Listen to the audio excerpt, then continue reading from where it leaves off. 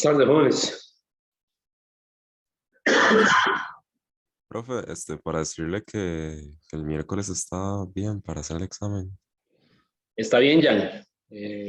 Hay otro muchacho también, que creo que se llama Ricardo, creo, que también tiene que hacer el examen. Entonces yo le escribí a él ahora también, a ver si también, ojalá y pueda también el miércoles. Entonces, Ahí, vea, ahí lo que hice fue escribirle al profe del lab, y me dijo que sí, que estaba bien, que es que el miércoles a esa hora tenemos clases, pero ya le dije que bueno, que yo me iba a ausentar por el examen.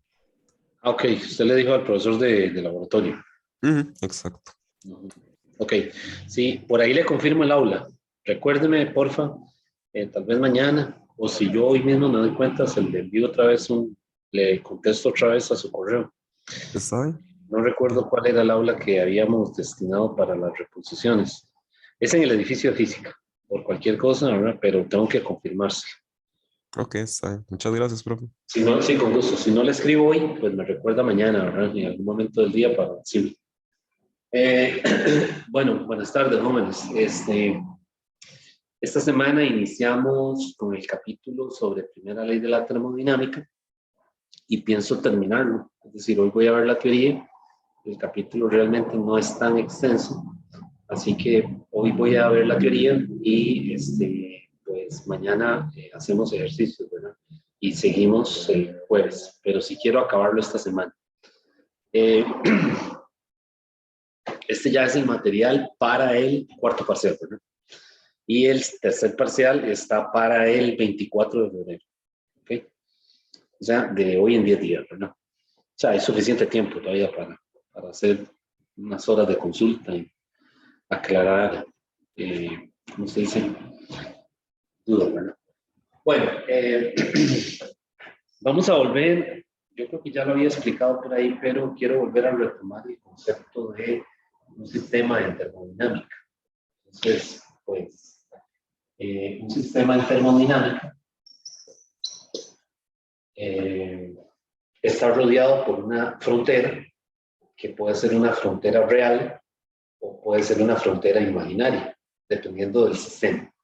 Y en termodinámica hay muchos sistemas, ¿verdad? Uno pensaría que solamente está el gas, pero realmente hay muchos sistemas termodinámicos. Un sistema termodinámico puede ser un imán, por ejemplo, o puede ser una película óptica, una película delgada, ¿verdad?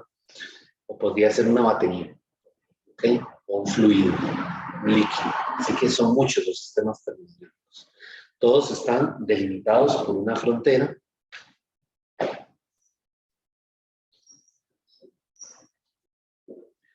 que es la que separa el sistema o aísla el sistema del entorno. Entonces, el entorno es lo que rodea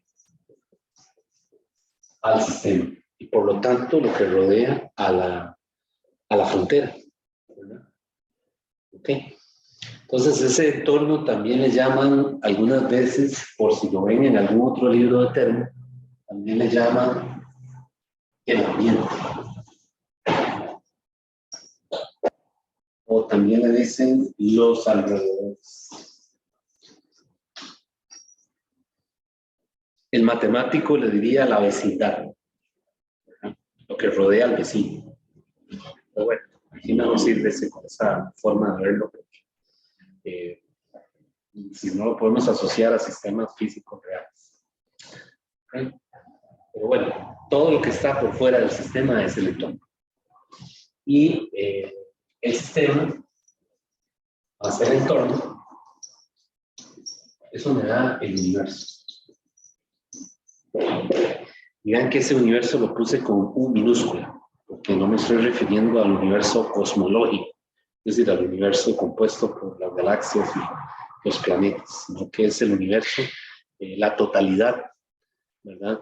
De ese espacio donde está el sistema y lo que lo rodea. ¿Okay?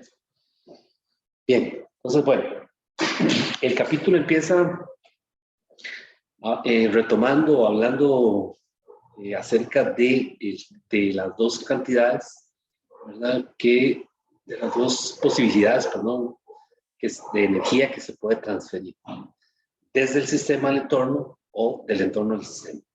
Entonces hay dos cantidades que representan transferencia de energía y ellas son el calor, que lo denoto con la letra Q, ya hemos visto cómo se calcula, y el W, que es el trabajo, lo denotamos con la letra W. Entonces vean que esto es energía, ambas son energía en proceso de tránsito. ¿No? Ya habíamos dicho que no podemos ver el calor o el trabajo como que si fuera una energía que tenemos ahí almacenada, ¿no? Como cuando guardamos plata en un chancho, no sirve ese concepto.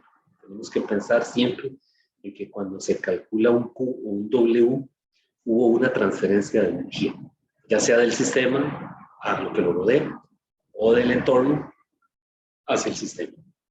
¿Okay? Entonces, el convenio que vamos a trabajar aquí es que cuando el sistema cede calor, ese Q cedido es negativo. Y cuando el sistema absorbe calor, ese Q absorbido es positivo.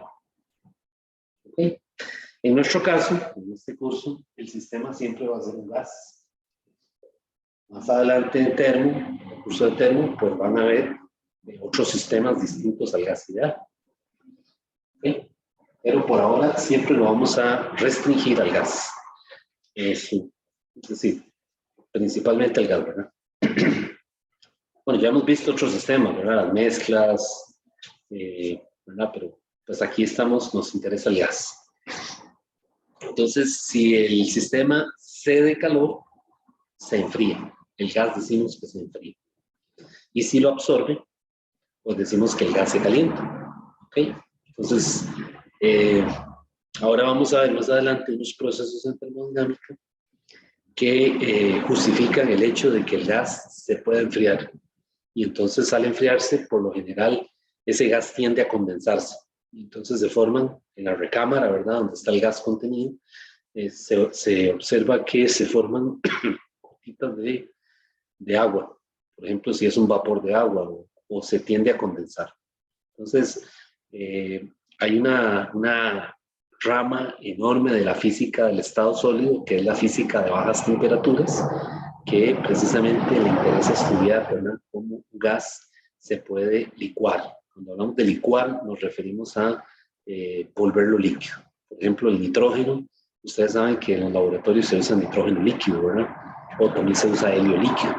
Bueno, eso es producto de un proceso en donde el gas se enfría a temperaturas tan bajas que se licúa, o sea, se vuelve líquido. Y el nitrógeno líquido es muy útil, por ejemplo, para todo lo que tiene que ver con microscopios ópticos electrónicos o microscopios optoelectrónicos que les llaman.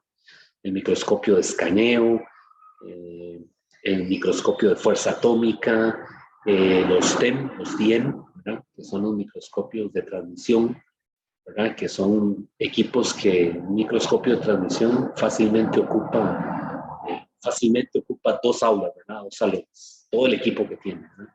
Y esos aparatos hay que usualmente estarles dando mantenimiento, no mantenimiento, sino que se usa el nitrógeno líquido para poder observar, es decir, para poder hacer análisis y poder observar las muestras. ¿Okay? Bueno, entonces,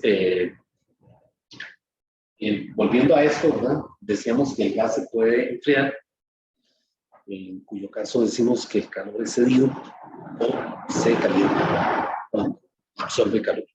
O sea, cuando entra calor, si lo queremos ver, del sistema del entorno, perdón, hacia el sistema. ¿Ok? Bien, ¿cómo vamos a calcular el trabajo? Bueno, el trabajo nosotros lo vamos a calcular con esta ecuación. W es igual a la integral de E inicial a P final, digo, de V final, V inicial a V final, de P en función de V por D. O sea, esto aquí no es un producto. Lo que estoy diciendo es que P tiene que ser una función de, o sea, la presión tiene que ser una función del volumen explícita para poder meterlo aquí en la integral y llevar a cabo la integración.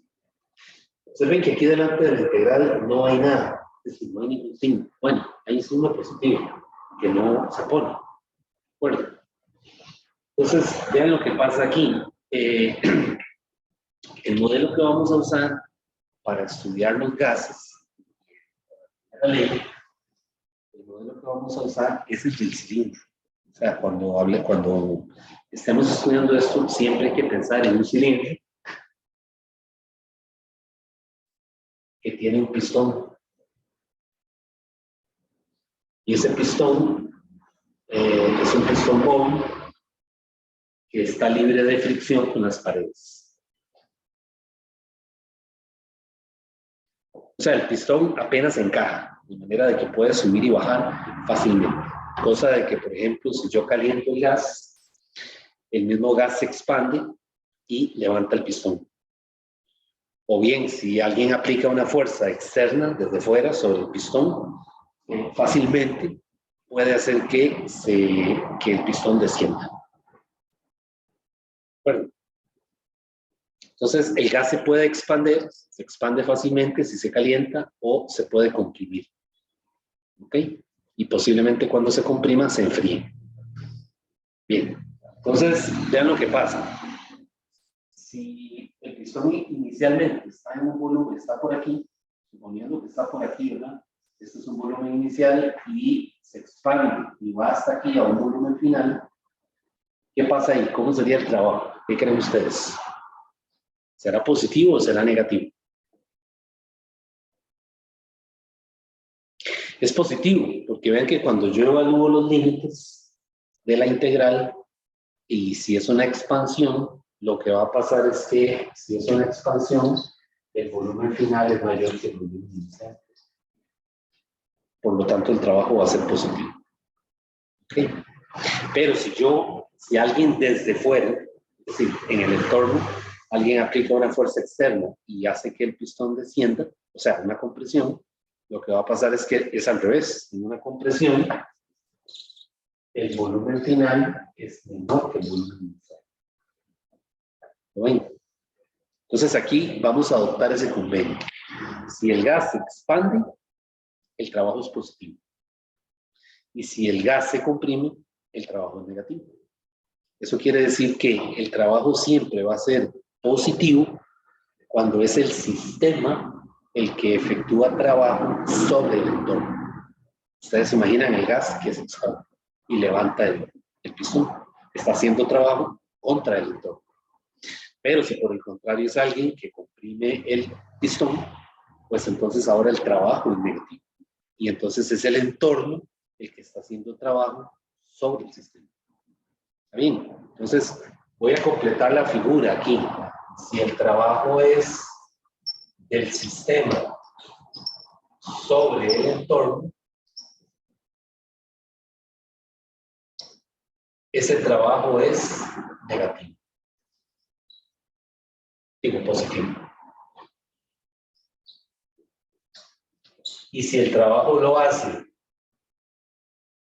el sistema sobre el entorno, la flecha iría para afuera. Y si es del entorno sobre el sistema, entonces el trabajo es negativo. Entonces ahí están los 4 signos que necesitamos distinguir en cualquier proceso o en cualquier situación, ¿verdad? Un problema, que son los 2Q y los 2W. Entonces, calor cedido es negativo, calor absorbido es positivo. ¿Okay? Trabajo hecho por el sistema sobre el entorno es positivo. Trabajo hecho por el entorno sobre el sistema es negativo. ¿De acuerdo?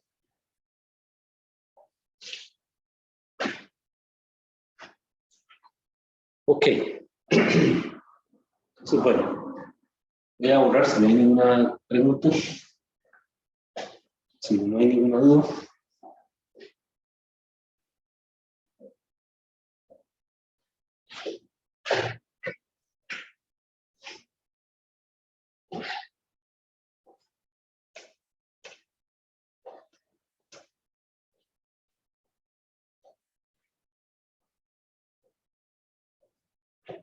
Bueno, entonces, la primera ley de la termodinámica puesta en una ecuación es esta. Delta U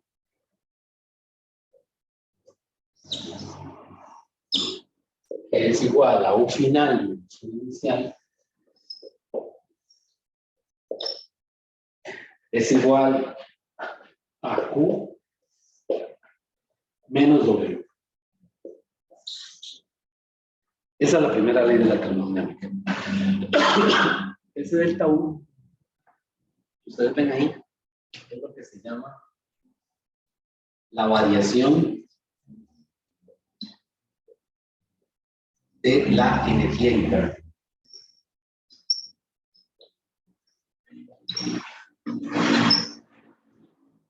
¿Okay? Esa U no es energía potencial, cuidado, ¿verdad? O sea, no es la U elástica o la U gravitacional, ¿verdad? Que nos habían enseñado por ahí en la física general. Bueno, cuidado, esa U no es eso, ¿de acuerdo? Es una nueva energía, ya la vamos a ir aclarando, que se llama la energía interna. No energía potencial, sino la energía interna. ¿Cómo la puse yo? Sí, variación de la energía interna. ¿Ok? Entonces aquí esto es energía interna final. Y esto es energía interna inicial.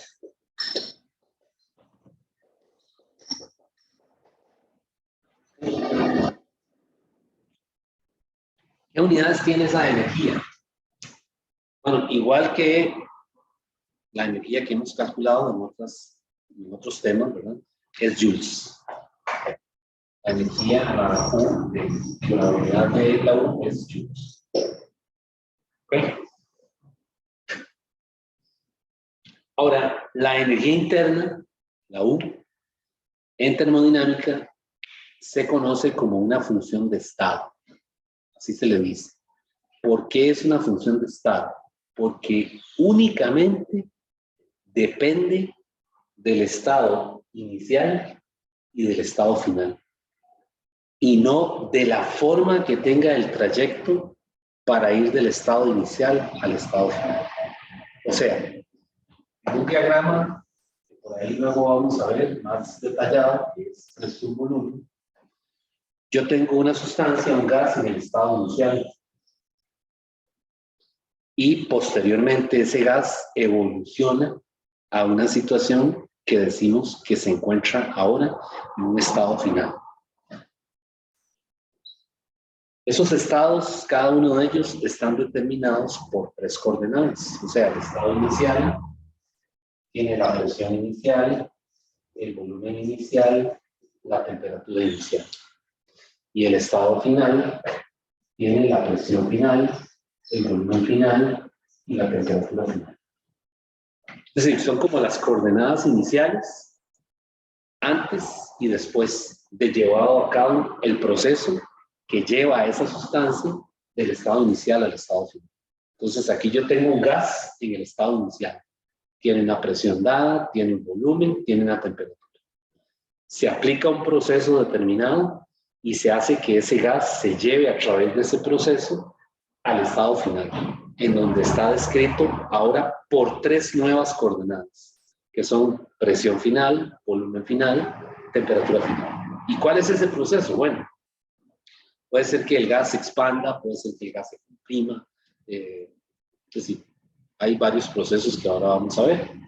La cosa es que esta energía, la U, se le dice una función de estado porque su variación solamente depende del estado final y del estado inicial. Así que no importa por dónde me vaya yo,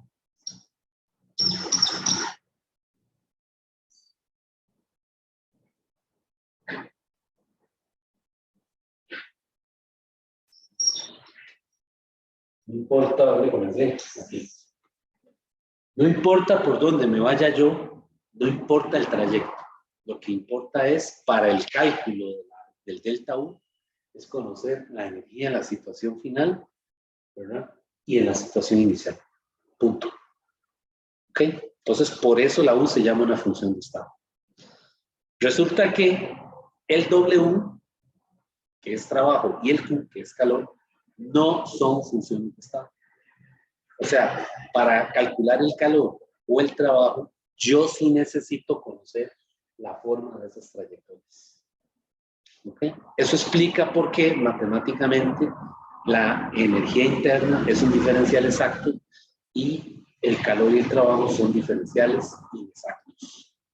¿Okay? Bueno, entonces la primera ley es esto que ustedes ven aquí. Vean que el sistema no está aislado. ¿Por qué? Porque hay transferencias de energía. Transferencias de energía debido a quién? Debido a calor y debido a trabajo. Cuando ustedes estudiaron la ley de conservación en física 1, ¿qué les dijeron? Que el cambio de la E era igual a 0. ¿Cierto? Entonces el que les enseñó esto les dijo, bueno, si esto es cierto, entonces el sistema está aislado. ¿Qué quiere decir que el sistema está aislado? Que no hay transferencias de energía ni desde el sistema hacia el entorno, ni viceversa. Okay, bueno, resulta que en la primera ley el sistema no está aislado. Okay, entonces pueden haber transferencias de energía por calor o por trabajo. Ya lo vimos, ¿verdad? Con el caso del cilindro. El gas se expande y levanta el pistón, o es posible que un agente externo desde fuera aplique una fuerza vertical de manera de que comprima el gas. Okay, entonces hay transferencias de energía, el gas se puede calentar, se puede enfriar, el gas hace trabajo sobre el entorno o viceversa, el entorno hace trabajo sobre el sistema. Okay, entonces en la primera ley de la termodinámica, si algo tiene que quedar claro son esas dos cosas. La energía interna depende únicamente del estado inicial y el final, y en cualquier proceso pueden haber transferencias de calor, transferencias de energía, perdón, por calor o por trabajo. ¿Okay? Aunque no siempre tienen que ocurrir ambas, pero sí lo general es que hayan ambas, o sea, que haya que el gas pierda calor, ceda calor, o lo absorba, o que realice trabajo, o que lo hagan sobre él. ¿Okay? Bueno, no sé si tienen alguna pregunta.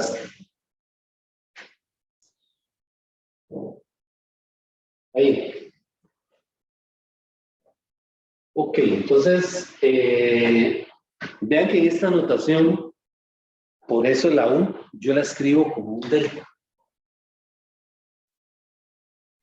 Porque es un diferencial exacto.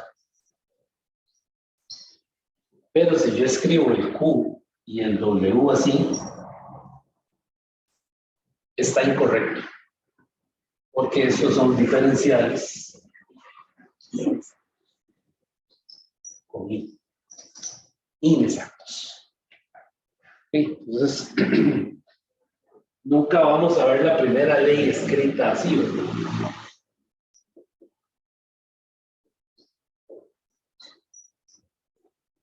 Porque estaría mal, ¿verdad? Estaríamos diciendo que los tres son diferenciales exactos, y no es cierto. Solo el único que es exacto es la U, y el Q y el W son inexactos. Como les había dicho la vez pasada, en este curso no le vamos a dar énfasis a esta parte, la parte matemática. Eso queda para el curso de terreno. Pero yo le estoy, ¿cómo se dice? Se los estoy contando ya, ¿verdad? Para que sea quizás un poco más familiar cuando tomen el curso de termodinámica. Pero aquí no nos vamos a meter en estos detalles matemáticos, pero sí tenemos que reconocer desde ya que la U solamente depende del estado inicial y el final. Y el W y el Q solamente dependen de la forma de la trayectoria y no del I y del F. O sea, son al revés. El delta U sí depende de I y F y no del trayecto. Pero el Q y el W sí dependen del trayecto y no de la I ni no de la I ni la F. Bueno, ya ustedes calcularon un trabajo en física 1, ¿verdad? Entonces ya saben esto, ¿verdad?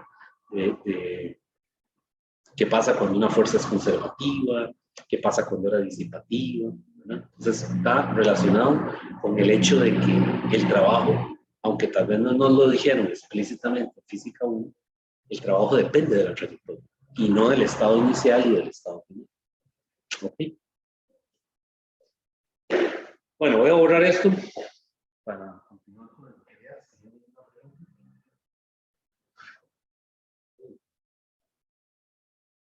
Ok, bueno, voy a borrar.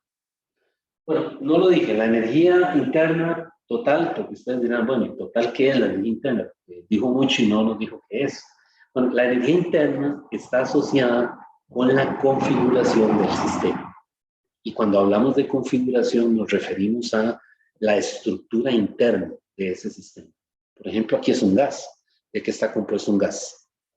De moléculas, ¿verdad? Entonces, básicamente es la energía asociada con la forma particular que tienen esas moléculas en un estado inicial o en un estado final, básicamente.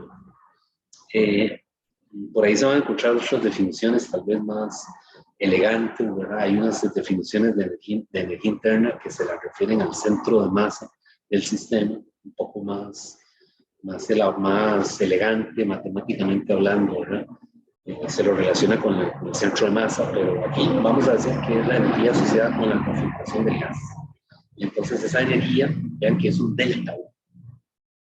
Es un delta U. Ese delta puede ser un incremento, un aumento, si esa cantidad es positiva, o puede ser un decremento, si es una disminución.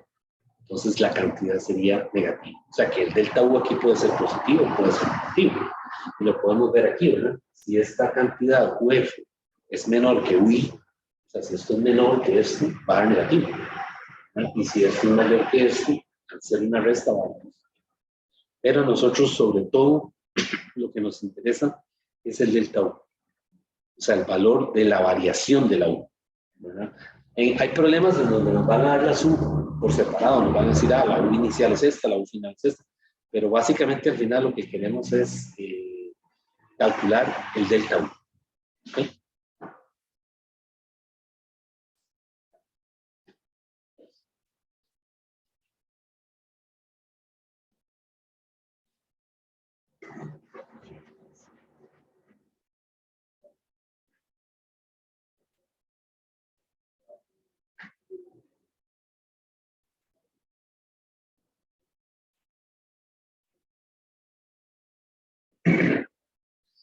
Bueno, entonces, en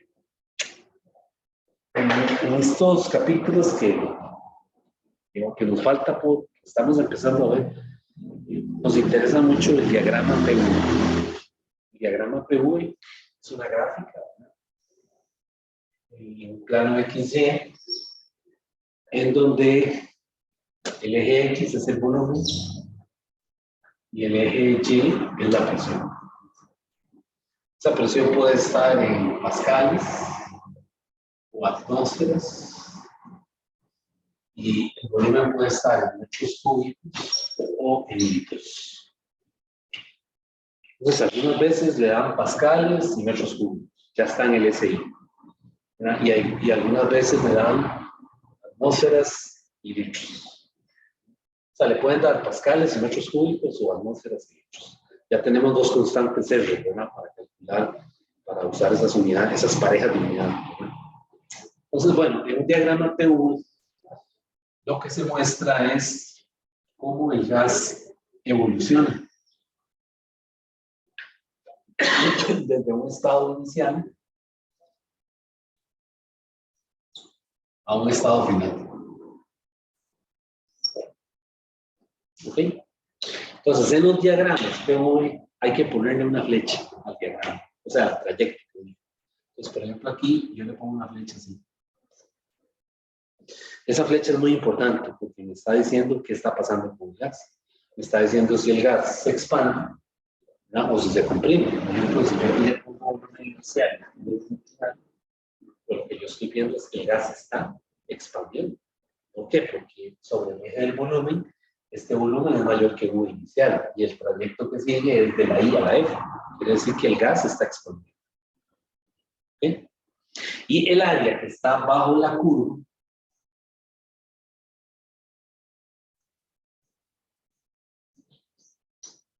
esa área es el trabajo.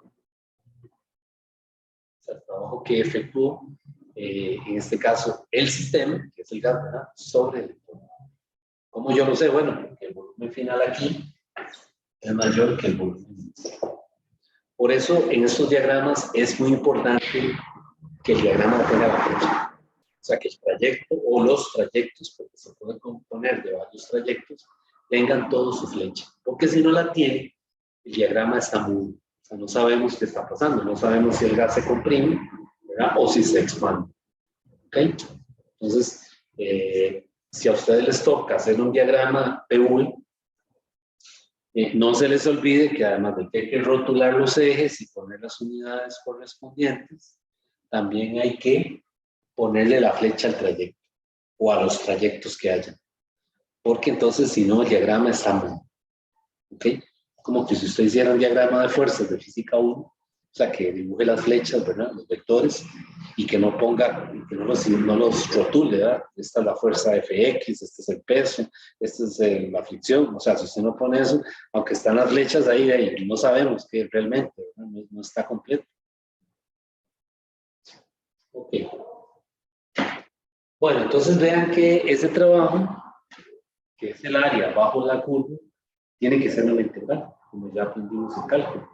Entonces, por eso es que el trabajo yo lo voy a calcular como una integral de v inicial a v final de una función p de v, que es esta, p de v, por dv. Vean que esa función p de v podría ser cualquier función, ¿verdad?, en plano cartesiano real. Es decir, puede ser una función lineal, a más b por v, puede ser una función exponencial, a por e a la b de v, podría ser una función logarítmica, a logaritmo natural de v, no sé qué más ocurre. Podría ser una cuadrática, a por v cuadrado. ¿Sí? Es decir, estos son ejemplos de posibles funciones P de V. Cada una de ellas, el área bajo la curva, representa el trabajo realizado por el sistema sobre el entorno o viceversa. Bien.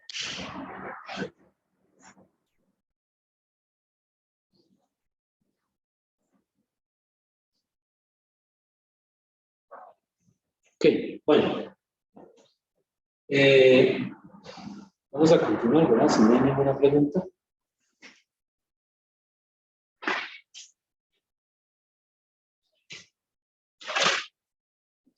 Pues vamos a ver algunos procesos que nos interesa identificar en el gas ideal para empezar a resolver problemas. Vean que todo esto que estamos haciendo, suponemos que en el siguiente hay un gas ideal, con todas las características que habíamos visto en el capítulo anterior.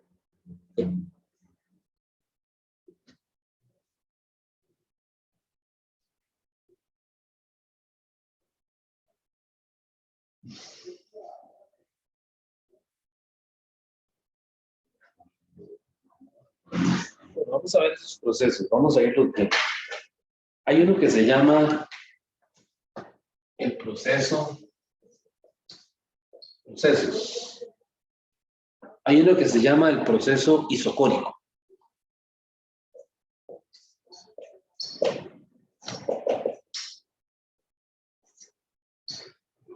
Isocórico. O también le dicen isovolumétrico. Entonces, ¿cómo se visualiza un diagrama PV? Bueno, un proceso isocórico, un diagrama PV,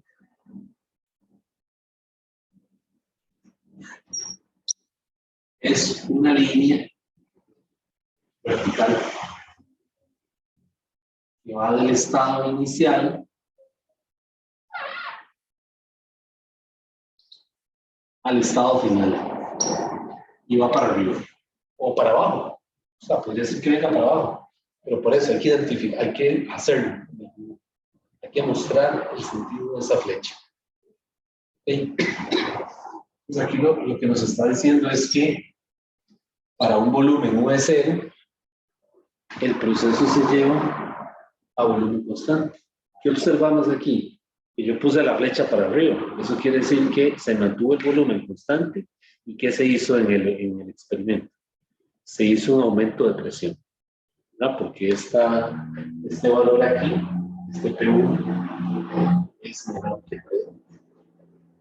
Estamos en un plano cartesiano de números reales, ¿verdad? Y el orden es este. Entonces quiere decir que aquí se aumentó la presión manteniendo el volumen constante.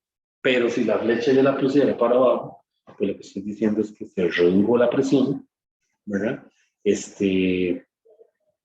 Manteniendo el volumen constante. ¿Ok?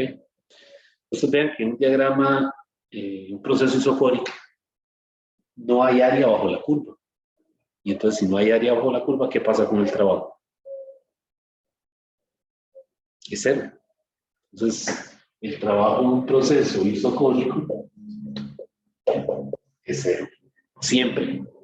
Por lo tanto, la primera ley de la termodinámica se puede escribir así: delta U es igual a Q, nada más. O sea que toda la transferencia de energía por calor, perdón, toda la transferencia de energía fue por calor.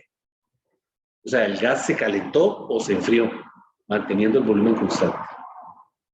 Y el signo de ese calor representa un aumento en la energía interna o una disminución, dependiendo de lo que pasa, ¿no? Porque este calor puede ser totalmente cedido. Y si es cedido es negativo. Por lo tanto, aquí lo que sería, ¿qué sería? Una disminución de energía interna. Pero si por el contrario este Q es positivo, lo que hizo el gas fue absorber calor. Y entonces esa absorción de calor se traduce en un aumento o en un incremento de la energía interna. ¿Sí? Bueno, ese es el proceso isocórico. El proceso isocórico, vean que como se lleva a volumen constante, la ecuación de gases ideales que me interesa usar aquí es esta. P entre T es igual a una constante. Esa era una ley de esos empíricos, ¿no? ¿Cuál era? La ley de... el nombre. La ley de Gay-Lussac, me parece que es esta. Entonces, siempre que le digan que se trata de un proceso isocórico, y yo tengo que tener en mente estas ecuaciones.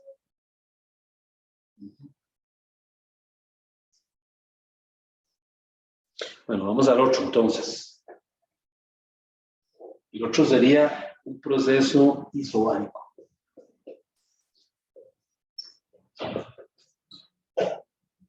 En un proceso isobárico, lo que se mantiene constante es la presión. Entonces ahora en un diagrama PV,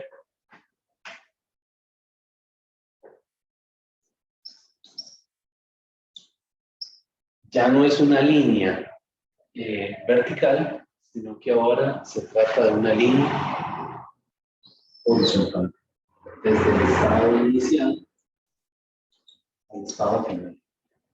Y la flecha otra vez puede ser para allá, yo la dirigí para allá, pero podría ser también para acá. ¿Okay? Y ahora el área bajo la curva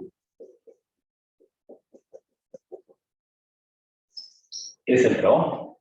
Solamente que ahora la presión es constante. Eso que cero es la presión.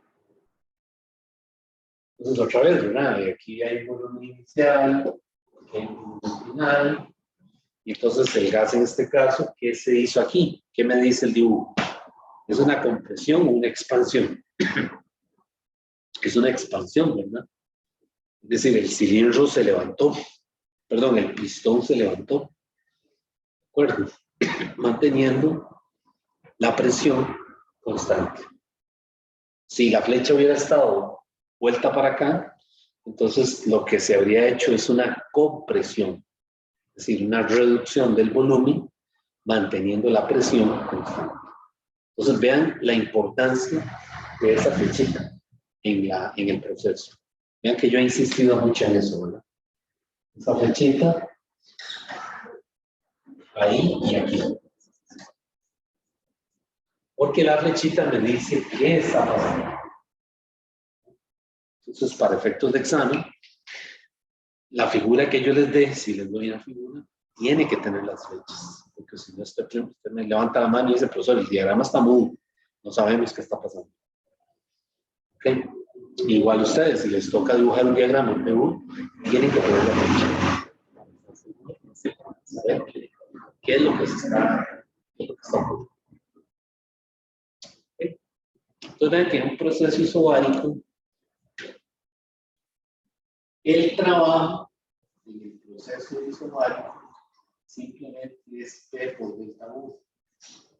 Es decir, no hizo falta la integral porque la presión es constante. Y si la presión es constante, ¿qué pasa? Puedo sacarla fuera de la integral y solamente me queda P por delta U.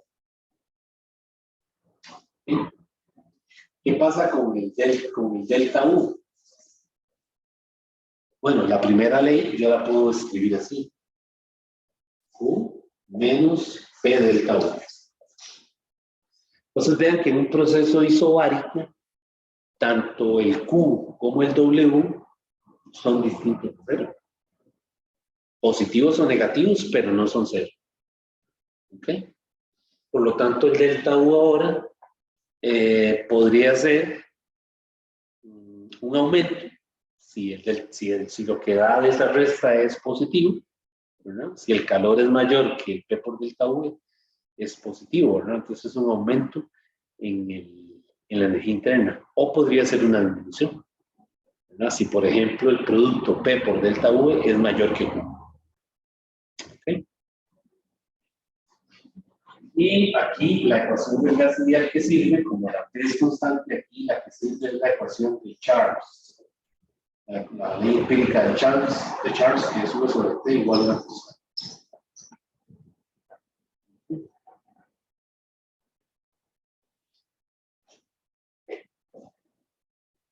Bueno, ¿de esto hay alguna duda?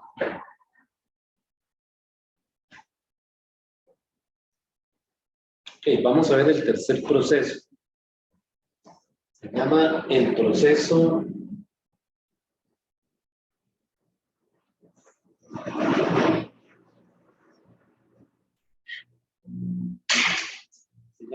proceso isotérmico.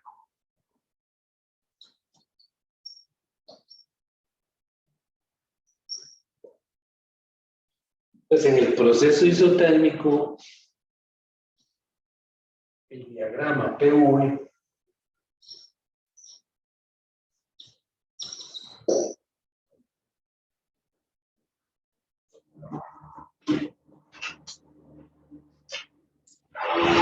es una curva de esta forma, una función de esta forma.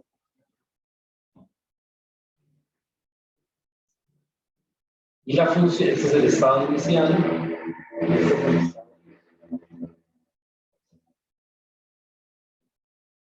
Y le voy a poner la flechita para abajo. Igualmente podría ser para arriba, pero la estoy poniendo en algún sentido. Este es el volumen inicial y este es el volumen final. Y esta función es P igual a K entre 1. O también se puede escribir como P por 1 igual a K. Esa ley es la ley de Boyle, ¿verdad? La ley empírica de Boyle. Y esa curva matemáticamente tiene un nombre, ¿alguien lo sabe? ¿Cómo se llama esa curva en matemática?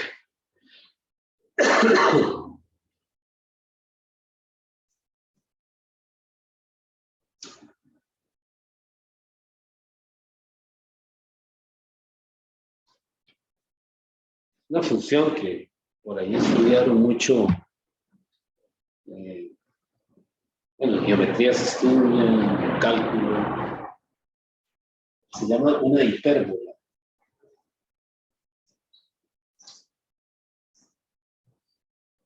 ¿Okay? Es una hipérbola. Y el área bajo la curva es el trabajo. Pues en el proceso isotérmico, bueno, en el isocórico el volumen es constante, ¿verdad? En el isobárico la presión es constante. En el isotérmico lo que es constante es la temperatura. Es una constante. Entonces, ¿cómo yo calculo el trabajo en el proceso isotérmico? Voy a borrar por aquí.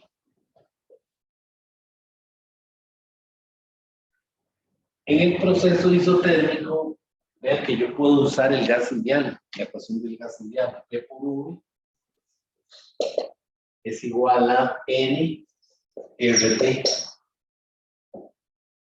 Y esta V la voy a pasar de este lado, para que me quede así, P es igual a N RT entre V. Y vean que ahora me queda la función P de V, en donde la constante es esto que está aquí arriba, el NRT. ¿De acuerdo? Y vean que ya tengo la función que necesito para llevar a cabo la integral.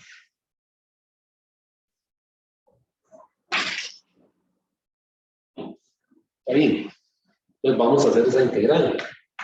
El W sería integral del P de V, que es todo esto, ¿verdad? Sería NRT entre V por el de V. Desde el volumen inicial al volumen final. ¿Y esa integral cuál es? ¿Cuál es esa integral?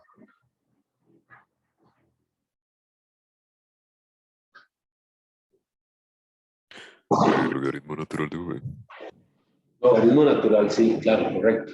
Entonces, saco el NRT porque es constante. Una vez está acá. Y lo que me queda es efectivamente un logaritmo natural. Y al evaluar los límites, aquí sería volumen final entre volumen inicial. Y ahí tengo el trabajo hecho en un proceso isotérmico. Entonces, resumiendo los tres trabajos, ¿verdad? El trabajo en el proceso isocórico es 0. En el isotérmico es NRT, logaritmo natural de VF entre V. Y en el isobárico, ¿qué dijimos? En el isobárico es P por delta V.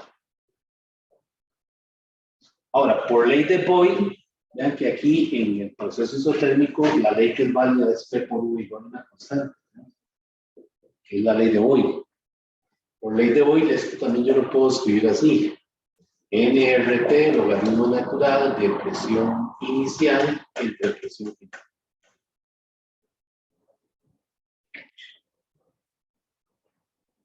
Bueno,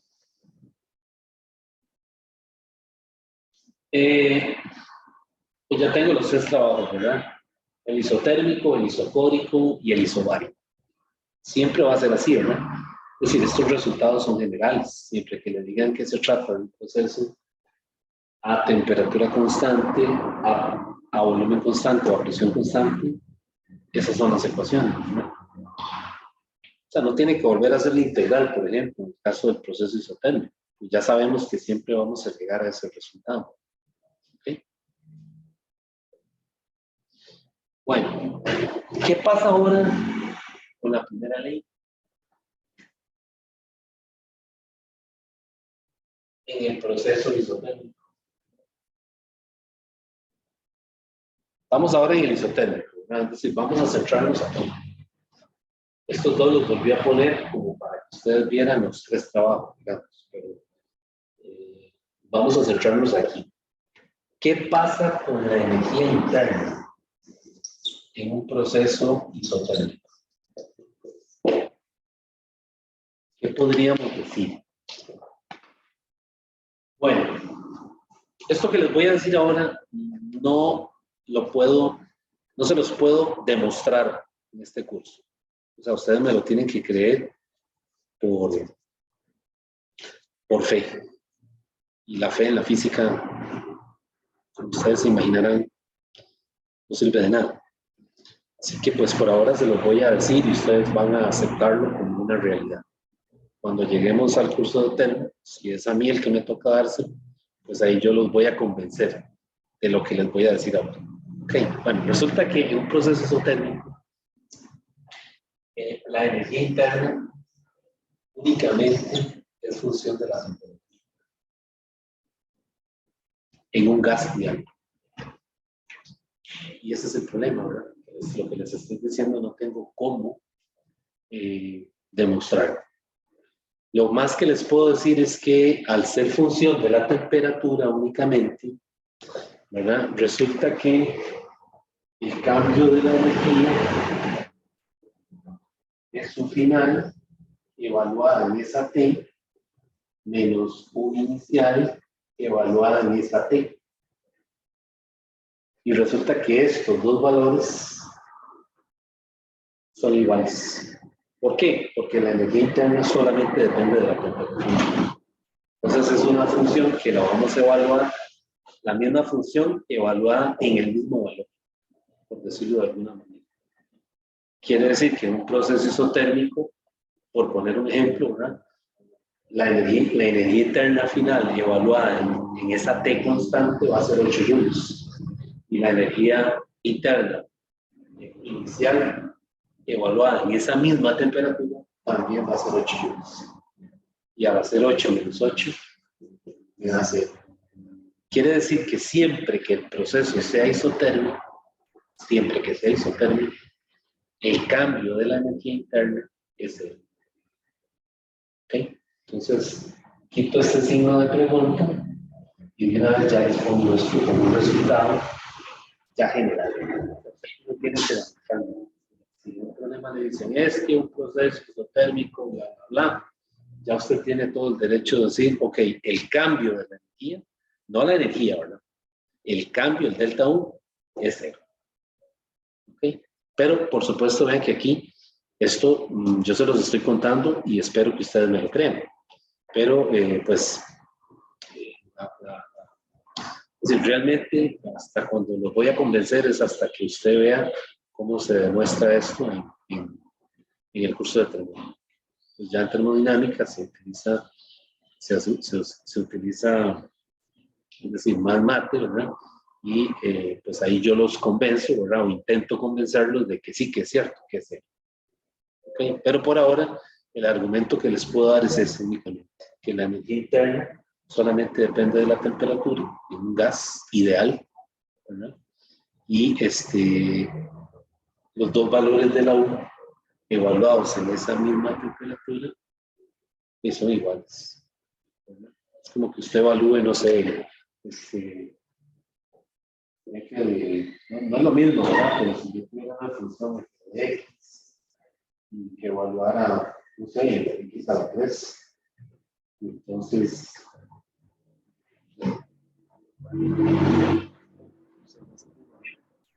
en caso, es como que si yo evaluara la función, la misma función evaluada en la misma temperatura, o sea, porque es constante. Entonces, siempre va a ser el mismo valor, ¿verdad? El U inicial y el U final son iguales. ¿Sí? Entonces, bueno, la consecuencia de esto, ¿cuál es?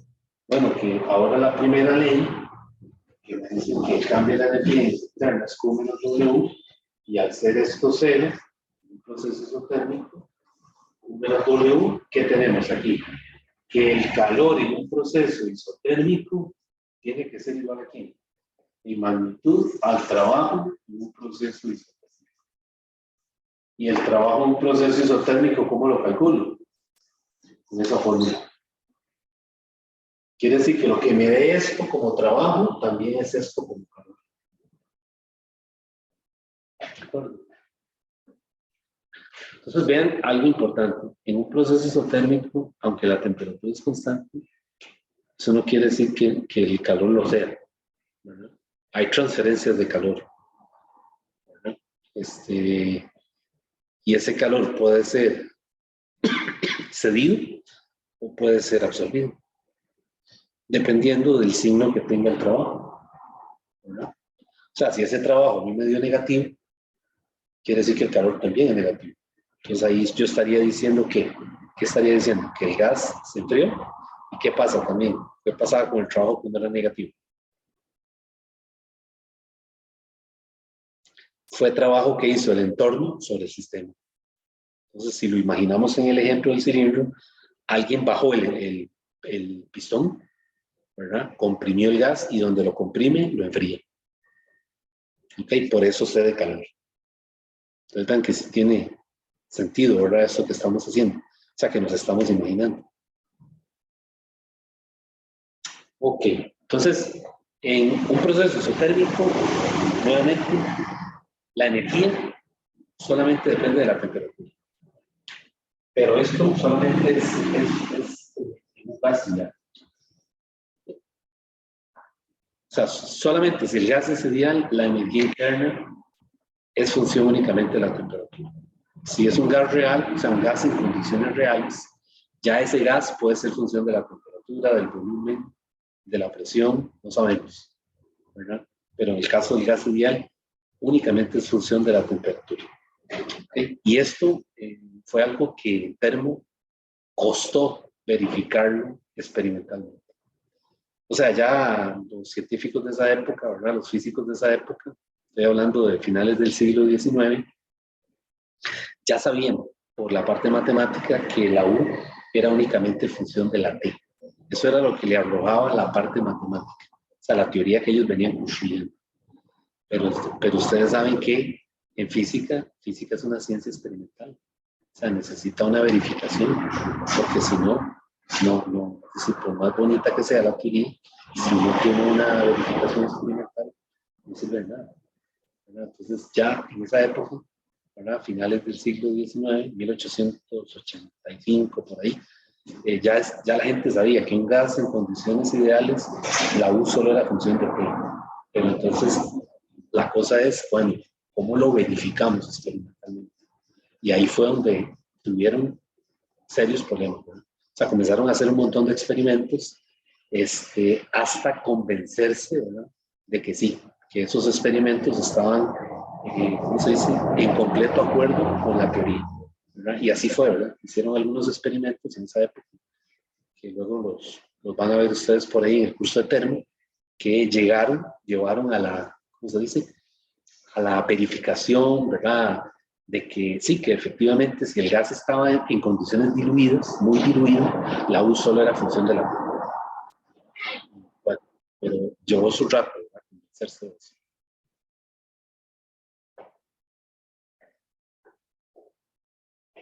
Ok, bueno, entonces voy a borrar. Entonces, ya vimos 3 procesos, ¿verdad? Resumiendo, ¿cuáles fueron? El isofórico, ¿verdad?, volumen constante; el isotérmico, temperatura constante; y el isobárico, presión constante. Esos son los únicos, no, hay más procesos, pero digamos esos son los primeros 3 con los que vamos a empezar.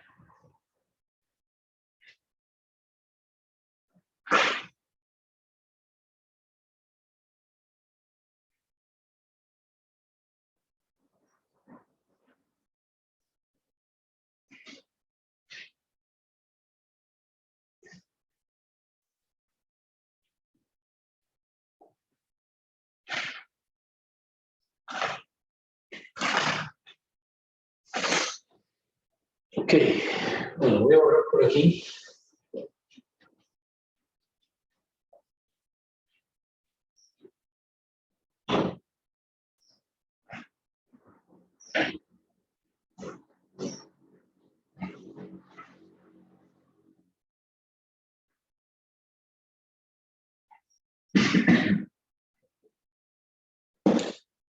Bueno, también hay una ecuación que se llama la forma diferencial de la primera ley.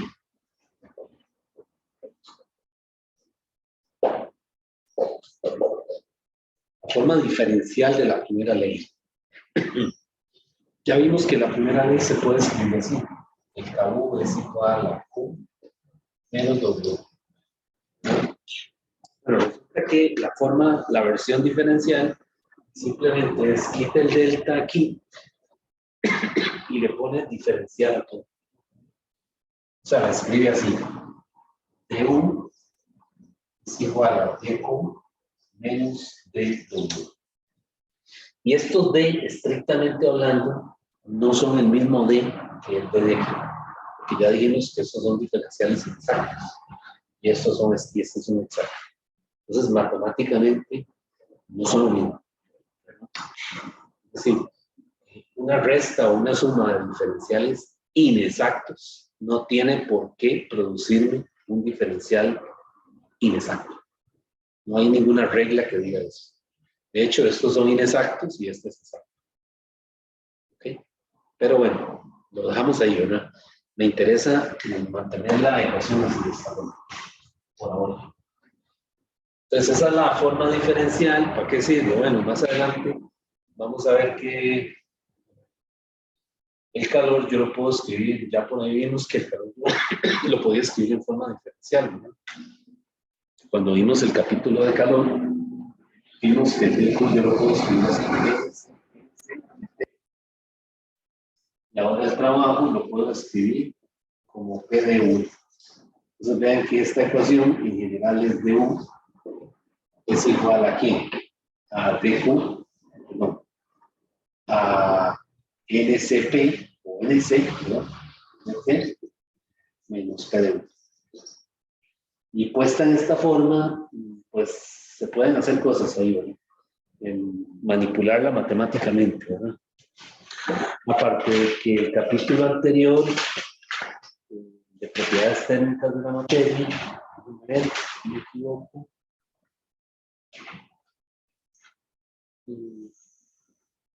Sí, el calor lo calculamos así, ¿verdad? Como un NCP dt o un NCV dt. Entonces esto podría ser un CP a presión constante, un proceso isobárico, o un CV a volumen constante, proceso isocónico.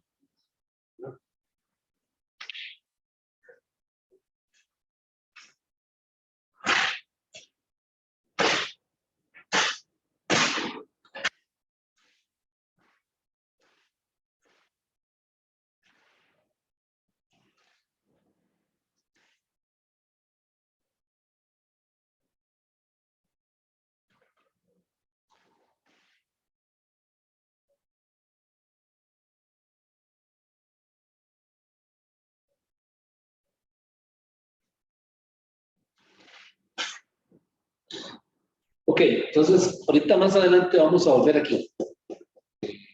Porque el DU también yo lo puedo escribir en otra forma diferencial.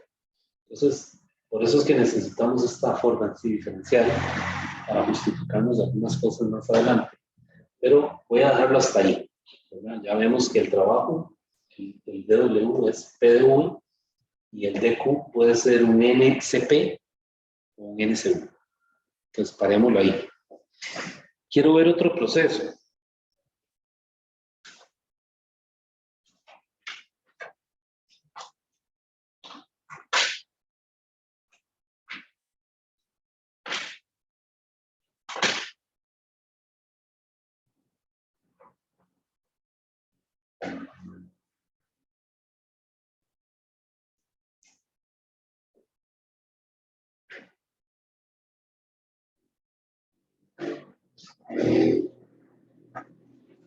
Quiero ver otro proceso, digamos que el cuarto, ¿verdad? Que se llama el proceso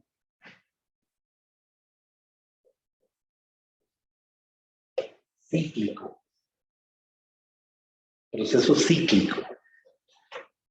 ¿No? Como los ciclos que nos explicaban en biología, el ciclo de cuál era el de Krebs, no sé cuál otro. Bueno, proceso cíclico. Bueno, resulta que en un proceso cíclico, en un diagrama PV,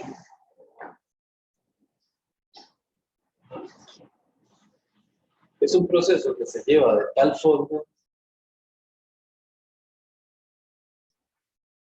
desde el estado inicial que regresa a su mismo estado.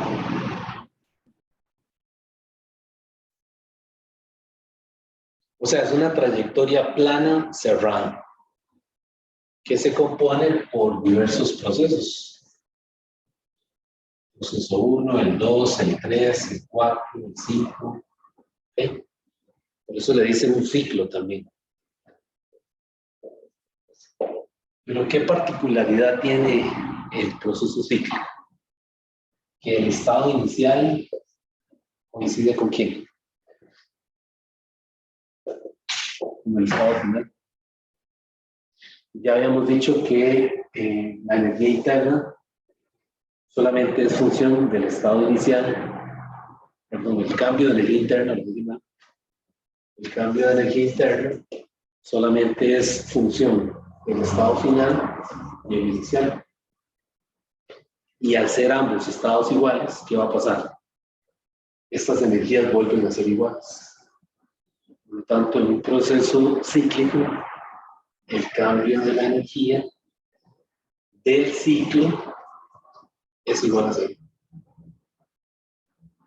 Y esto es igual a Q más W, ¿verdad? Pero ahora este Q es el Q neto. Digo, menos. Pero ahora este Q no es cualquier Q, es el Q neto. Y ahora el Q neto es en magnitud aquí. Aquí es igual al trabajo neto. Entonces, cuidado, lo confunden con el proceso isotérmico, ¿verdad? O sea, son dos procesos en donde el delta U es cero. Pero las razones por las que son cero son distintas, ¿verdad? En el proceso anterior, en el proceso isotérmico, el cambio de la energía interna es cero porque la energía únicamente depende de la temperatura de un gas ideal.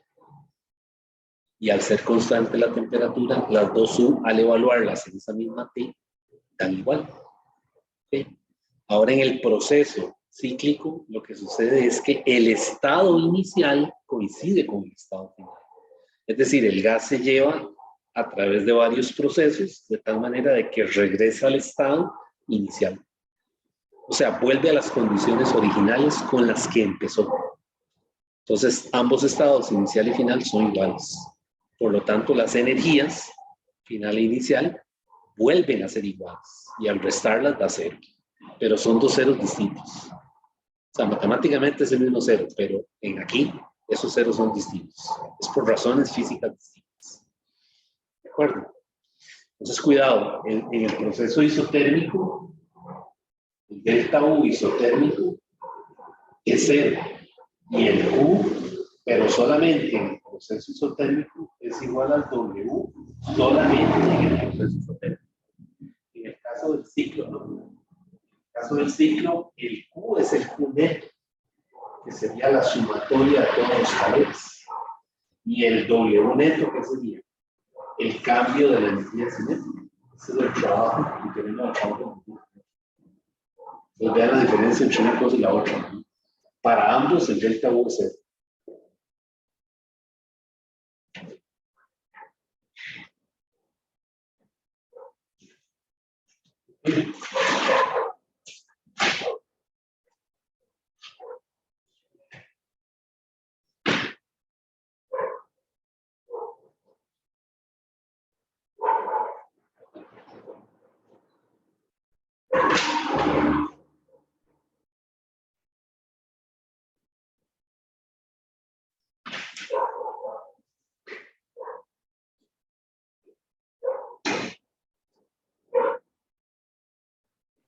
Profe, Dígame. en ese proceso cíclico, ¿cómo funciona de encontrar el trabajo por medio de la gráfica? ¿Verdad? El trabajo neto, dice usted. Ajá. Como los otros, ese trabajo es la integral del área, de abajo de la curva. Ah, no, pero aquí sería el trabajo. Sí, digamos, ese trabajo neto van a ser, sí, cierto, es la integral de la PDV, pero entonces ya usted va a tener esos trabajos. Entonces el trabajo neto aquí va a ser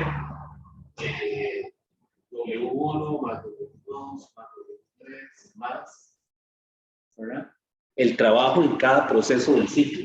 Ve que aquí hay un tramo, aquí hay dos, aquí hay tres, cuatro, cinco. Ok, entonces habría que calcular el trabajo en cada proceso con la integral de PdV.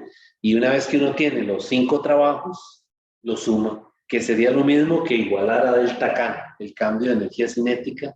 Si, por ejemplo, nos dijeran que es una máquina, ¿verdad?, que está haciendo un trabajo de levantar, por ejemplo, una carga de ladrillos. Entonces ahí le podrían decir la velocidad con la que suben los ladrillos, ¿verdad?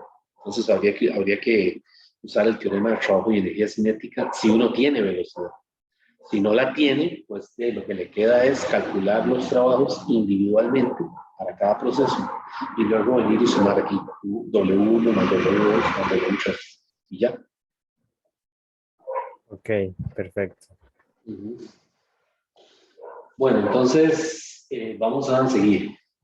Igual aquí, ¿verdad? El Q neto se compone de los Q absorbidos y de los Q cedidos. Es decir, en este ciclo no todos los procesos, no en todos los procesos absorbe únicamente, o no todos los procesos ceden. O sea, el gas, recuerden que el gas se puede calentar en un tramo, en un trayecto, y se puede enfriar en el siguiente, ¿verdad? Así que este Q neto es la suma de los Q absorbidos más los Q cedidos. Por eso es que hay que tener en cuenta el signo, ¿verdad? Porque si fuera un Q cedido, aquí en esta suma hay que meter ese Q con el negativo, ¿verdad?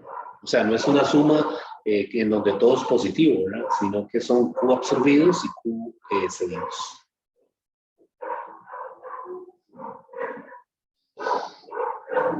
Bueno, vamos a ver entonces qué pasa con la energía interna vacilaria. Ya dijimos que es función únicamente de la temperatura. Vamos a volverlo a poner por ahí. Vamos a volverlo a poner con una nota. Nota. La energía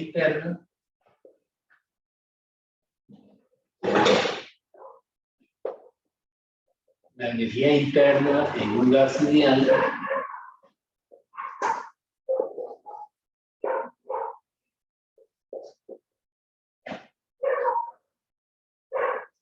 es únicamente función de la temperatura.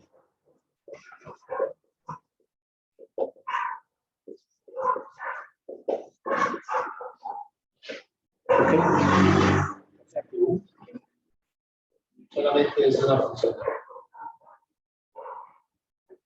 Y resulta que esa U ahora es, y esto también lo estoy poniendo así sin demostrarlo, ¿verdad?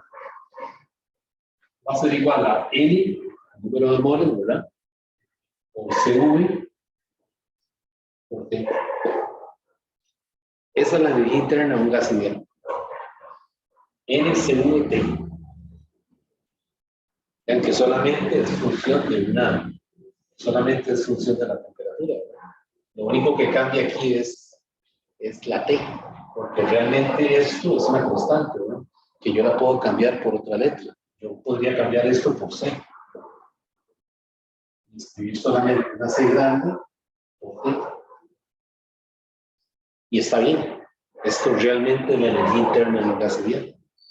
Una constante, ¿verdad? Multiplicada por la T. Si el gas es real, ya no. Perdón, si el gas es real, ya puede depender del volumen de la presión y la temperatura también. Se complica la cosa. Pero por ahora lo vamos a ver solo así. En este curso solo lo vamos a ver así. Entonces es muy importante que cuando usted salga de Física 2 y le dicen en cualquier lado la energía interna del gas ideal, sé por qué. Y una vez, eso ayuda un montón. Es tan sencillo, ayuda un montón a organizar las ideas. Ese pequeño detalle de saber esto, que a uno se le olvida que no es estudiante, ¿verdad? O no lo tiene tan presente, le va a salir en física moderna, le va a salir en mecánica estadística, le va a salir en termo, por supuesto. Es decir, muchas veces hay alguna pregunta por ahí, ¿verdad? Y uno tiene que recordar esto para poder justificar lo que está estudiando en ese momento. Entonces es importantísimo que ustedes salgan con este curso, ¿verdad? En el curso de termo yo me paso diciendo esto todo el semestre. Y al final del curso hay unos temas en donde hay que demostrar si uno entiende esto. Me doy cuenta que hay gente que llegó hasta el final del curso y todavía no sabe que la U interna, ¿verdad? Un gas ideal tiene que ser una constante por C, por T. Y parece sencillo, parece muy fácil. Ustedes dirán, pero eso es facilísimo. Pero es importante tenerlo ahí, ¿verdad? Siempre. Ok, bueno, resulta que el cambio de la energía interna Ahora yo modifico la ecuación, ahora sí puedo ponerle, o sea, si le aplico un cambio aquí, le aplico un cambio aquí. Pero ya sabemos que si es un proceso isotérmico, esto es, no lo voy a poner, ya lo he dicho, ¿no? Pero en general no tiene que ser cero, si no es isotérmico, no lo es de hecho. Y la otra cosa es que la versión diferencial de esta es ahora u igual n segundo delta. La versión diferencial. Entonces esas tres cosillas hay que, digamos que, tenerlas ahí presentes, ¿verdad? Ahora de ahora en adelante. ¿Ok? Porque sale por ahí en física moderna. De vez en cuando hay que recordar eso. Porque están explicando algo, ¿verdad? Un experimento de eso. Sí. Por ahí salió alguna cosa relacionada con termo, con estadística, y le salen con eso, ¿verdad? Para justificar algún concepto adicional, ¿verdad? ¿Sí? Bueno.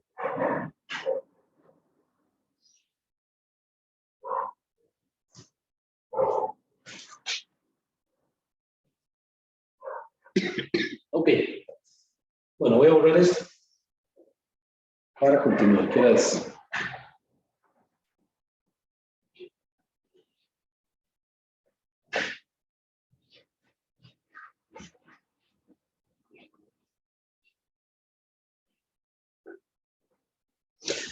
Bueno, vamos a ver ahora una ecuación que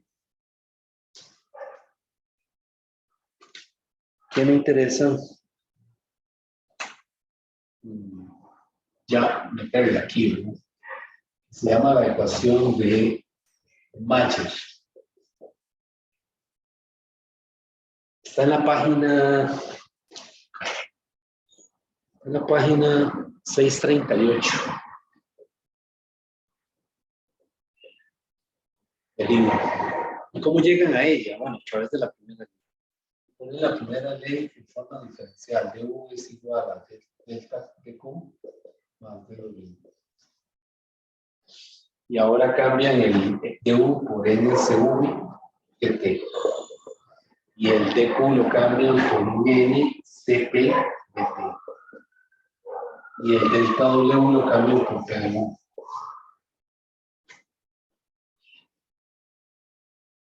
¿Okay? Resulta que el gas lineal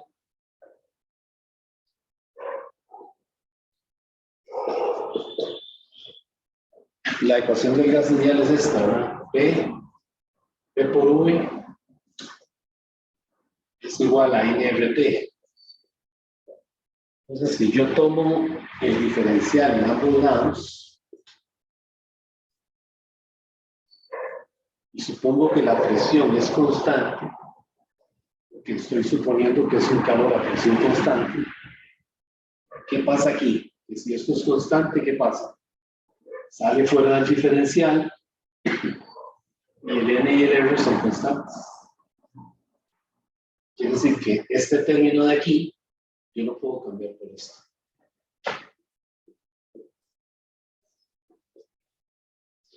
¿Y ahora qué me puedo volar ahí? ¿Qué creen ustedes que pueda cancelar en esa expresión? ¿Qué se repite en los tres términos? N, el dt, ¿y qué me queda? CV es igual a CP más R. Y aquí algo está mal. Aquí me salió por ahí.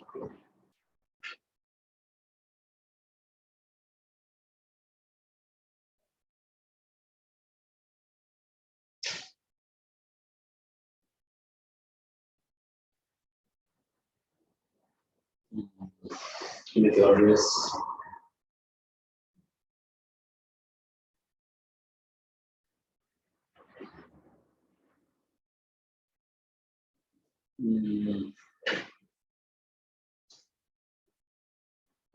Ah, ya sé qué hice mal. Ya. Y no me dijeron. Vean que puse más aquí. ¿Cómo estamos usando la ley? Menos, ¿verdad? Uy, ya decía yo qué raro, que está que hice mal. Entonces aquí es un menos. Y aquí es un menos. Quiere decir que aquí es un menos. Y ahora sí la voy a acomodar. El CP lo paso para acá, negativo. Y el CV lo paso para acá, negativo.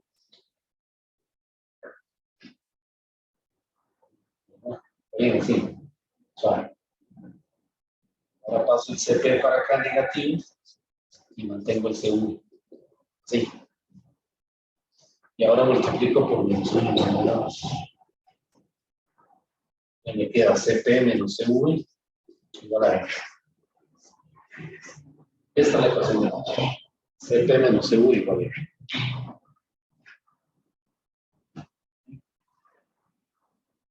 Este es un resultado que se va a usar mucho. ¿Sí?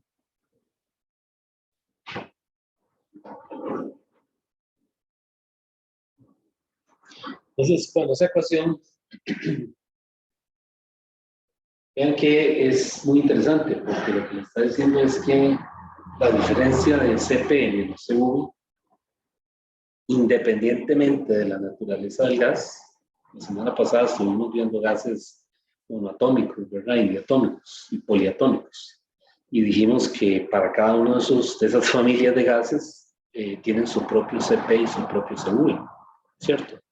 Bueno, aquí lo que estamos diciendo es que no importa la naturaleza del gas, si es monoatómico o lo que sea, la resta me tiene que dar aproximadamente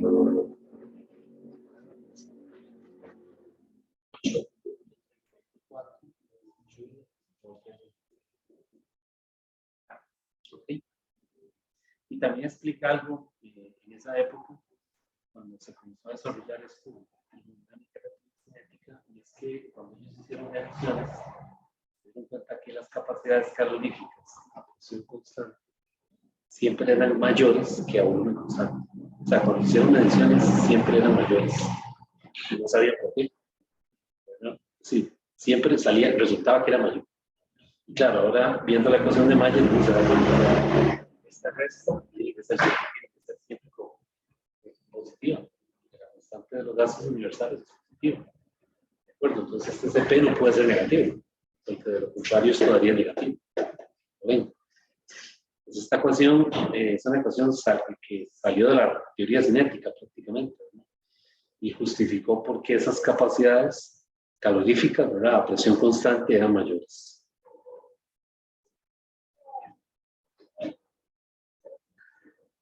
Bueno, vamos a ver ahora lo que el libro llama el cociente de capacidades caloríficas.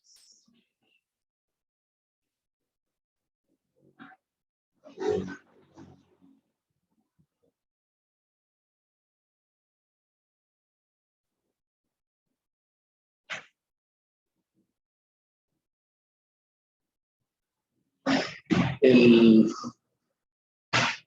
el examen del jueves aparecía una formulita, ¿verdad?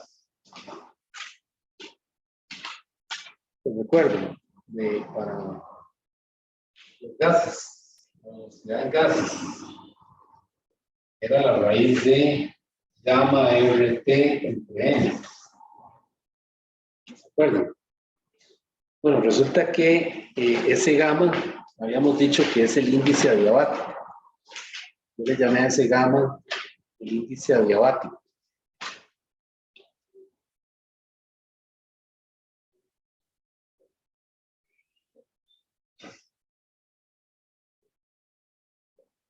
Okay. Bueno, también se le llama el cociente de capacidades caloríficas.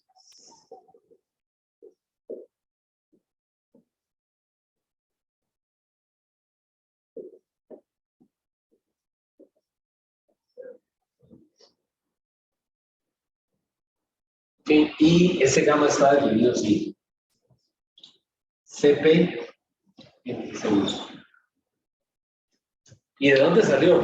Bueno, en la termodinámica, cuando comenzaron a desarrollar la parte formal de las ecuaciones, en todos lados les quedaba, cuando hacían la integración y toda esa cosa, les quedaba CP sobre C1. Ustedes después van a ver el termo que es así. Hay problemas en donde uno comienza a acomodar las cosas y le va quedando esto, CP entre C1, CP entre C1. Entonces, ¿qué hicieron la gente en esa época? Bueno, lo nombraron en esta letra gamma y le llamaron el índice adiabático, que también consiste de capacidades termodinásticas y permite caracterizar los gases, ¿verdad? Porque entonces, para el caso del gas monoatómico que vimos la semana pasada, el mono, ¿qué sería el gamma mono? Sería CP sobre CV, ¿verdad? Y el CP en monos era 5 medios.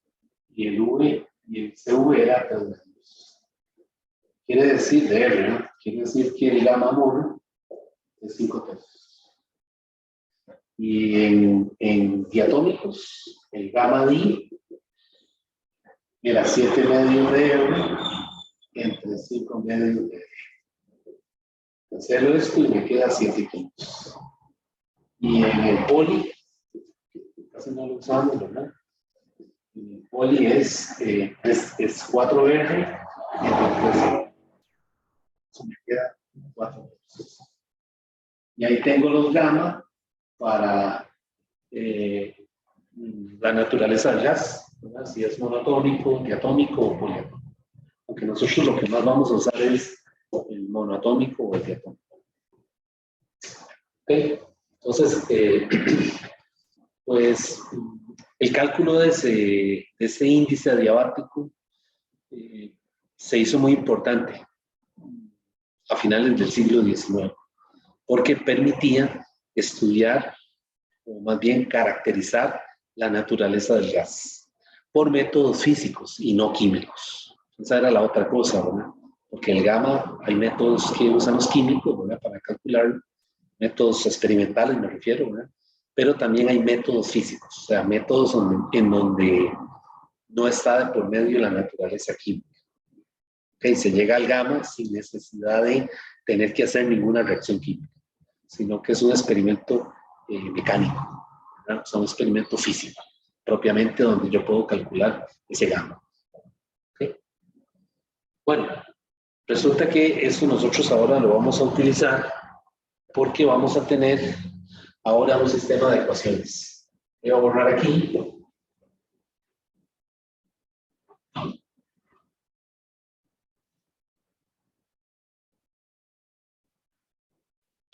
Vamos a tener un sistema de ecuaciones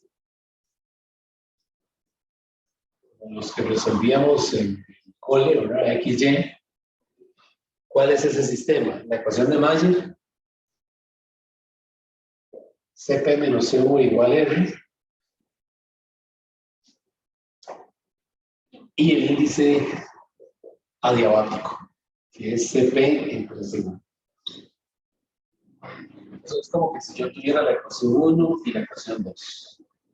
Esos sistemas que me estaban ahí, la profesora de mate en el cole, ¿verdad? Algo así.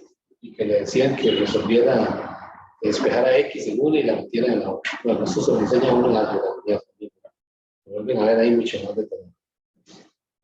Bueno, aquí también podemos hacerlo con un sistema de ecuaciones, ¿verdad? ¿Para qué? Para hallar expresiones concretas para el CP y el CV. ¿En términos de quién? De gamma. ¿Okay? Entonces, por ejemplo, vean, voy a despejar de aquí, voy a despejar CP de esta ecuación. Entonces, ¿qué me queda? CP sería que gamma por CV, ¿verdad? Y esto voy a meterlo aquí.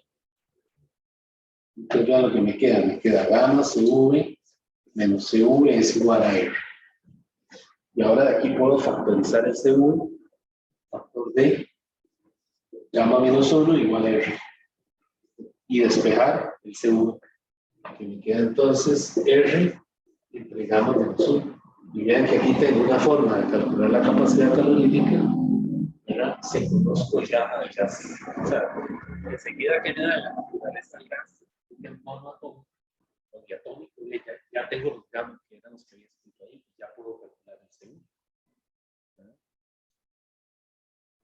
¿Quién sería el CP? De sustituir esto ahora en esta ecuación. ¿Cómo es? En esta. Vean que ahora el CP, ¿qué va a hacer el CP ahora? El CP ahora es gamma R, gamma.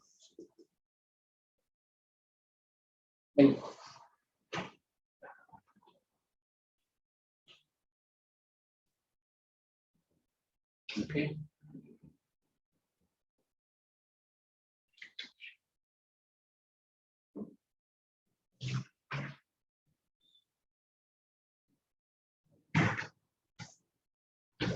Y la ecuación de gases ideales también la puedo escribir, ¿verdad? En términos de gamma.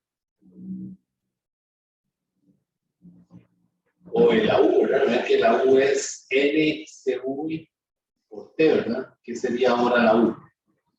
La U sería N por el R por T entre gamma menos 1.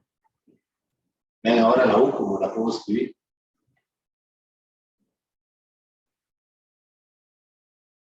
O el calor a presión constante sería N por Cp, que sería N por gamma R entre gamma menos 1 por delta T.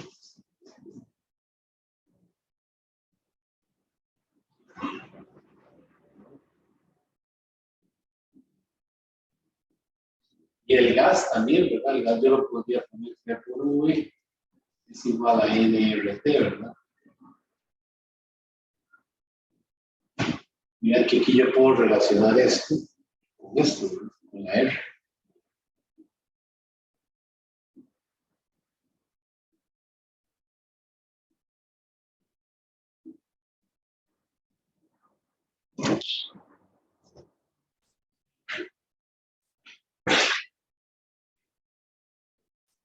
Bueno, vamos a ver ahora, quiero ver si puedo terminar con la teoría hoy, para pues, ya salir de esto, ¿verdad? Y dedicarnos a hacer problemas. Así que me faltan todavía un par de temitos, voy a acabarlos y después ya pues quedamos ahí.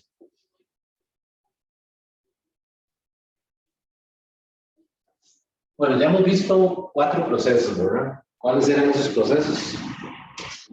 Isotérmico, isocórico, isobárico, cíclico, ¿verdad? Bueno, hay un proceso más que nos interesa mucho y es el proceso adiabático.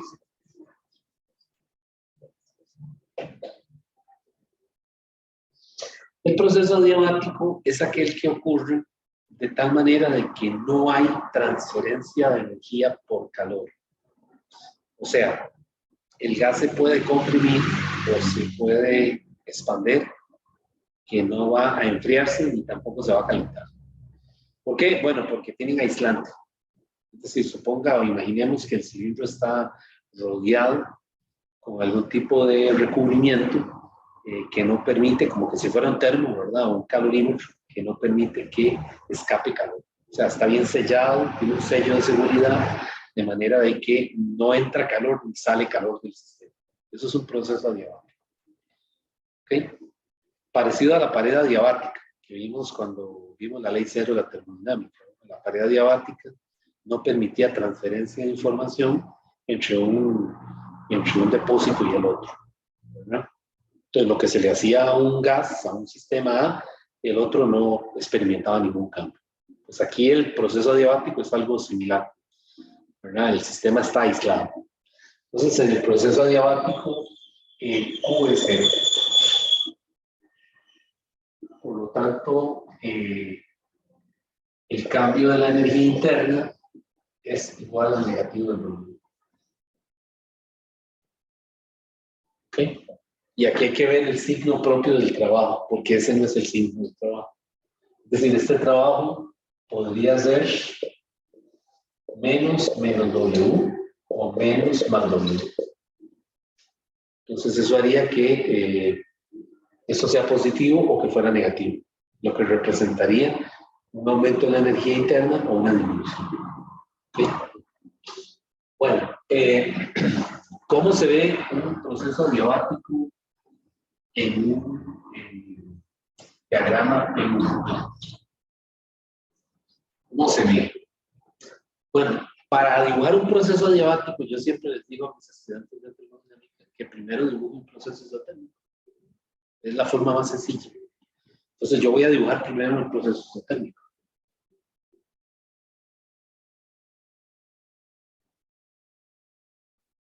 Este es el estado final y este es el estado inicial. ¿Okay?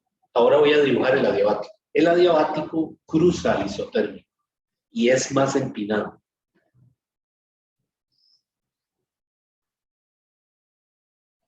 De tal manera que en el punto de intersección, la pendiente del proceso adiabático es mayor que la pendiente del proceso isotérmico en el punto de tendencia, que es este punto de aquí.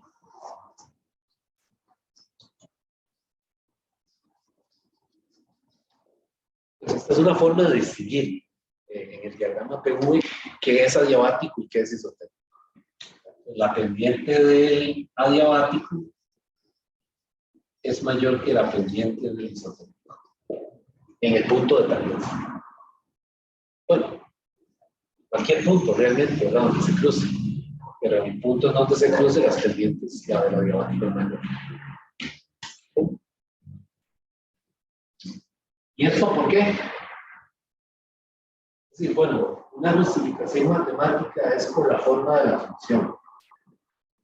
Resulta que en el proceso isotérmico ya dijimos que P por V, que es de que P es igual a K entre V, que sería esta función, ¿verdad? K entre V. Pero resulta que en el proceso adiabático el V no es 1, sino que tiene el valor de gamma. Entonces en el proceso adiabático P es igual a K entre V elevado a la gamma. O sea, ahora el V tiene un gamma. Y ese gamma ya vimos que es mayor que 1. ¿Cierto? O sea, ese gamma es mayor que 1. Y aquí el gamma, ¿cuánto vale? En el proceso isotérmico. 1. Entonces vean que esto es como que si yo tuviera una función 1 sobre x y tuviera una función, por ejemplo, 1 sobre x al cuadrado. ¿Cuál cae más rápido? Y hay 1 sobre x cuadrado.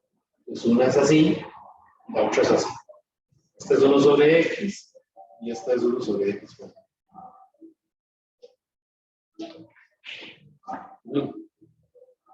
Entonces, en el proceso adiabático, el V tiene un gamma.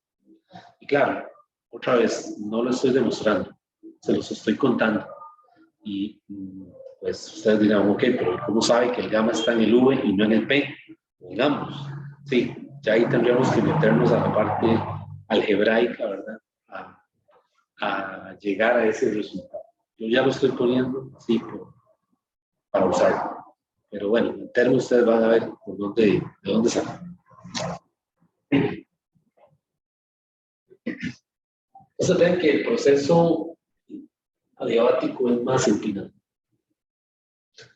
¿Ok? Ahora, en el isotérmico la temperatura en el estado inicial es igual a la temperatura en el estado final. En el adiabático, la temperatura en el estado inicial y en el estado final no tienen por qué ser iguales. En el isotérmico hay entrada o salida de calor. En el adiabático no hay ni entrada ni salida de calor. ¿Sí? Entonces uno se lleva a cabo a temperatura constante y el gas se puede enfriar o se puede calentar. El otro se lleva de tal manera que las temperaturas cambien. Puede ser que la final sea mayor que la inicial, pero no hay transferencia de energía. O sea, no entra ni sale calor.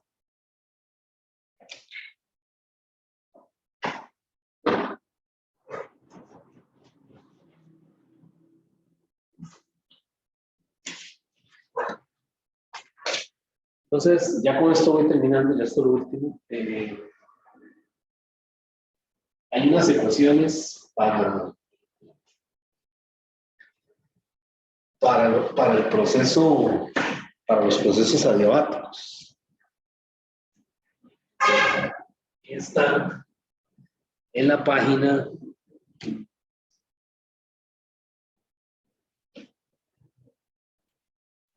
la página 641.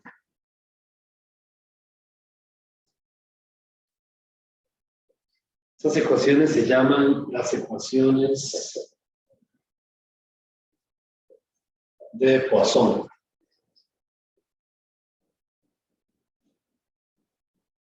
¿Sí? Y básicamente son estas tres. Estas dos son las más importantes. B inicial, gamma, que es igual a B final por V final. Bueno, esta explica lo que vimos de la matemática. Y la otra ecuación es esta. T inicial por V inicial a la gamma menos 1 es igual a T final por V final a la gamma menos 1. Y hay otra que es esta.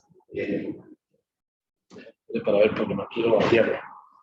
Esta nunca me pasó. Yo soy malo para la memoria. Bien.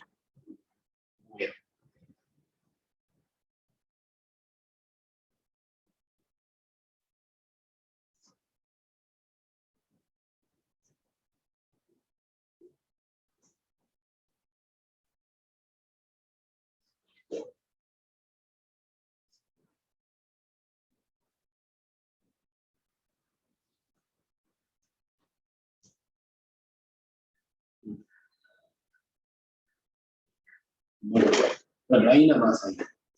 Con dos ya es suficiente. O sea, no necesita las tres. La otra era P final. Inicial a la gamma.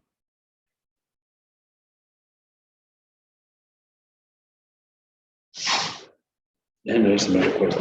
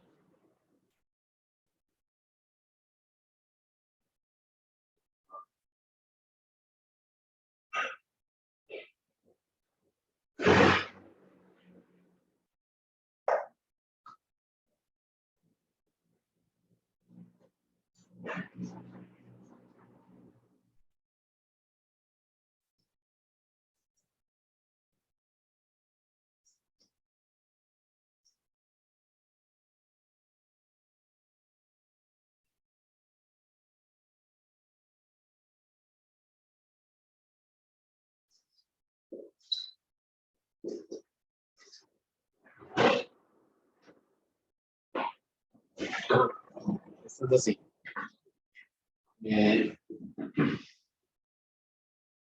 B inicial a la 1 menos gamma y a la gamma. Es igual a P final a la 1 menos gamma y a la gamma. Esa es la tercera. Okay. Bueno, eso se llaman las ecuaciones de Poisson. Y solo, obviamente, funcionan para procesos que son adiabáticos. O sea, esto no se puede aplicar a un proceso isotrópico, un proceso isobárico, isotérmico. Y procesos, bueno, procesos cíclicos sí, pero dentro de ese proceso cíclico tiene que haber un proceso adiabático. Esto solo es estrictamente para procesos adiabáticos. ¿Ok? Entonces, el trabajo de un proceso adiabático se calcula de esta manera.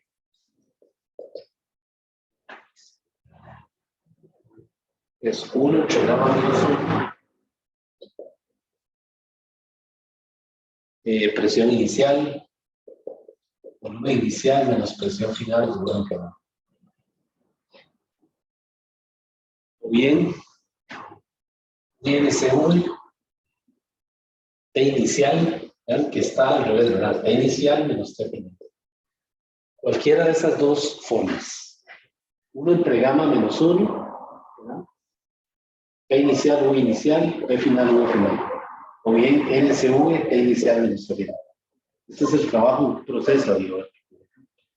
Pues repasemos, el trabajo de un proceso isocórico era 0. El trabajo de un proceso isotérmico era, ¿qué era? NRT, logaritmo natural del volumen final entre el volumen inicial. El trabajo de un proceso cíclico era ¿qué? Era la suma de los trabajos o cambio de energía cinética. Y el trabajo de un proceso isobárico era ¿cuánto? P por delta U. Ahí están los 5 trabajos. ¿Bien? Bueno, jóvenes, con esto se termina el capítulo 19. Esta es la prioridad del capítulo 19. Quería verlo hoy, pero realmente no es tanto. Así que a partir de mañana, ya van a ser las 3, mañana pues yo voy a dedicar la tarde a empezar a hacer problemas, a aplicar eso. Y vamos a ver qué tanto avanzamos mañana. Y si no, continuamos el jueves, ¿verdad? Pero ya está la teoría, así que traten si pueden darse una leída del capítulo 19 para que se vayan familiarizando con el material. Y el jueves, si nos da tiempo, empezamos con la segunda ley, o sea, el último capítulo, o bien lo empezamos la otra semana. Estamos bien de tiempo, ¿verdad? Así que no tenemos que correr, por dicha. Así que bueno, si no hay ninguna pregunta, quedaríamos aquí. Yo tengo, solo para saber si esta semana va a haber hora de consulta. ¿Me podría hablar más duro? Es que no le oigo.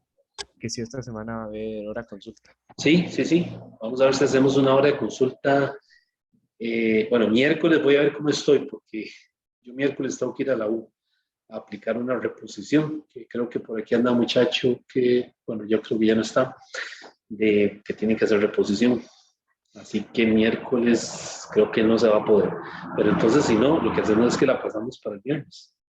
Viernes en la tarde, tipo 4 puede ser, o a las 3, que baja un poquillo el sol, ¿verdad? Y entonces nos podemos reunir.